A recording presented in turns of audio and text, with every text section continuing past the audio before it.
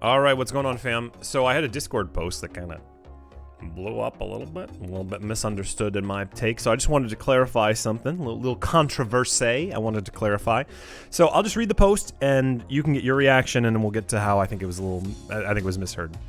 So this is what I said. If you're not a theologian, please be very cautious in expressing your theological opinions. I do not go around giving people medical advice because I am not a doctor. I can actually harm them by giving them poor medical advice.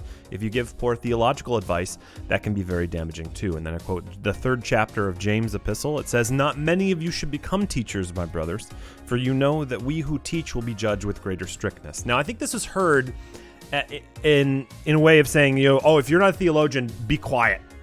Silence, don't talk.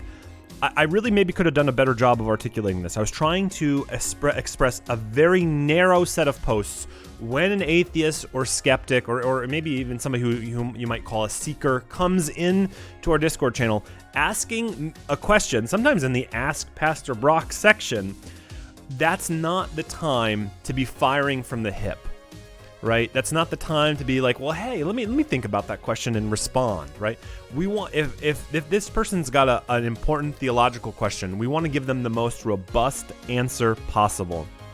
And something that's really been thought out.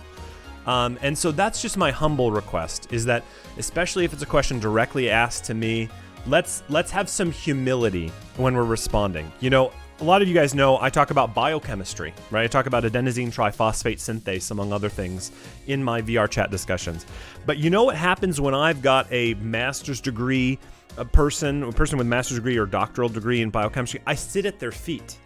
I say, you please instruct me. You tell me, make sure I'm having this correctly, right? There's a humility that comes with that. And I'm asking that let's be humble when it comes to these questions. If you are going to share on that question and you're not a theologian, you haven't thought these things out with tremendous care, I would just request maybe you preface your comments by saying, I think this, maybe it's this.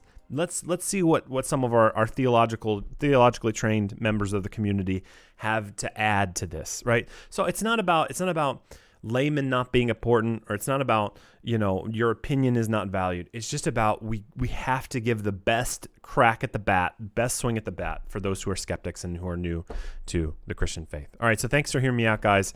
Appreciate you. Glad you're part of our community. Take care and God bless. Bye-bye.